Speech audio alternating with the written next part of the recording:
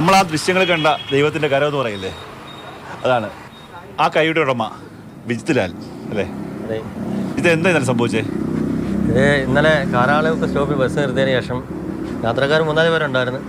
ഈ പറയുന്ന കക്ഷി അവിടെ നിന്ന് നടന്നു വന്ന് പിന്നെ വണ്ടി കയറി കക്ഷി തന്നെ ഡോറ് തുറന്ന് വണ്ടി കയറി ബെല്ലടിച്ച് വിട്ടു. അത് കഴിഞ്ഞിട്ട് ഈ മാമ്പഴമുക്ക് കാരാളിമുക്ക് ഇടയ്ക്കാണ് ഈ സംഭവം നടക്കുന്നത്. ഈ ജംഗ്ഷനിലോട്ട് വരാൻ 1 മിനിറ്റ് പോലും വേണ്ട, അടുത്ത സ്റ്റോപ്പിലോട്ട് വരാൻ. ഇടയ്ക്ക് ഈ ടിക്കറ്റെല്ലാം ഞാൻ കൊടുത്തു. കക്ഷിക്കും ടിക്കറ്റ് 13 രൂപ കൊടുത്ത് ശാസ്താംകോട്ടേക്ക് പോകാനാണെന്ന് പറഞ്ഞു 13 രൂപ ടിക്കറ്റ് കൊടുത്തു. കക്ഷി ഇവിടെ നിൽക്കുകയാണ്. എൻ്റെ തൊട്ടടുത്തേക്ക് ഒരു കയ്യിലൊരു മൊബൈൽ ഫോണുണ്ട്. മൊബൈൽ ഫോൺ ഈ ബാക്കിലത്തെ സീറ്റിൻ്റെ കമ്പി പിടിച്ചേക്കും, അതിനോട് ചേർത്ത് വെച്ചിട്ട്. പിന്നെ ഞാൻ അവിടെ ടിക്കറ്റ് കൊടുത്തിട്ട് കക്ഷിയുടെ ബാലൻസ് എത്രയാണെന്ന് ചോദിക്കുന്നതിന് മുമ്പ് ഈ വളവെത്തുകയും ചെയ്തു. കക്ഷി അങ്ങോട്ട് മറിയുകയും ചെയ്തു. ഈ മറിഞ്ഞ സമയത്ത് ഞാൻ ഇത്രയും ചേർന്ന് പറ്റി നിൽക്കുന്നുണ്ട്, എൻ്റെ കൈ തട്ടിയാണ് പോയത്.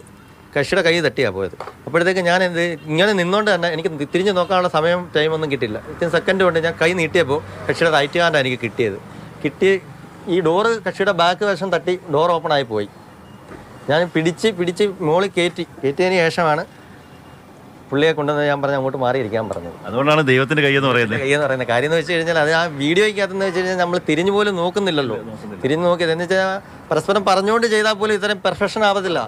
ഇപ്പോൾ ഇത് സോഷ്യൽ മീഡിയയിലൊക്കെ വൈറലായല്ലോ, ഈ ആൾക്കാരൊക്കെ കണ്ടിട്ട് എന്താ പറയുന്നത്? ആൾക്കാർ കൊണ്ടിട്ട് ഒരുപാട് നമ്മളെ അഭിനന്ദിക്കുന്നുണ്ട്. ചില നല്ല കമൻറ്റുകൾ ഇടുന്നുണ്ട്. എന്ന് വെച്ച് കഴിഞ്ഞാൽ മിന്നൽ മുരളിയാണോ, സൂപ്പർമാനാണോ, പിന്നെ രജനീകാന്ത് പോലും ഇങ്ങനെ ചെയ്യില്ല എന്നൊക്കെയുള്ള കുറേ കമൻറ്റുകളും കാര്യങ്ങളും ഒക്കെ വന്നിട്ടുണ്ട്. സന്തോഷം, വളരെയേറെ സന്തോഷം. അതിലുപരി സന്തോഷം എന്ന് വെച്ച് കഴിഞ്ഞാൽ എനിക്കൊരു ജീവൻ രക്ഷിക്കാൻ പറ്റി. അതാണ് ഏറ്റവും വലിയ എൻ്റെ സന്തോഷം. കാര്യം എന്ന് വെച്ചാൽ ആ ഒരു സമയത്ത് അങ്ങനെ ചെയ്തില്ലാതെ ഇന്ന് ആ പുള്ളിക്ക് എന്തെങ്കിലും സംഭവിച്ചു പോയേനെ.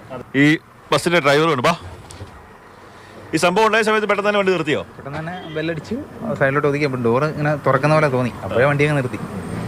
അപ്പോൾ സംഭവം എന്താണെന്ന് നമ്മൾ അറിയുന്നില്ലല്ലോ. ബാക്ക് ആയതുകൊണ്ട് ഫ്രണ്ടിൽ ഇച്ചിരി ആളായിരുന്നു, ഇവിടെ ആൾ കുറവായിരുന്നു.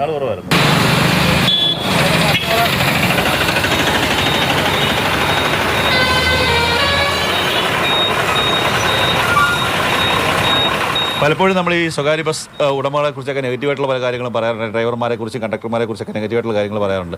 ഇങ്ങനെ വളരെ പോസിറ്റീവായി ജോലി ചെയ്യുന്ന ഒത്തിരി ആൾക്കാർ, നമ്മുടെ സഹോദരങ്ങളായിട്ടുള്ള ആൾക്കാർ സ്വകാര്യ ബസ് മേഖലയിൽ പ്രവർത്തിക്കുന്നുണ്ട്. അതിൻ്റെ തെളിവാണ് ഈ ദൃശ്യങ്ങൾ.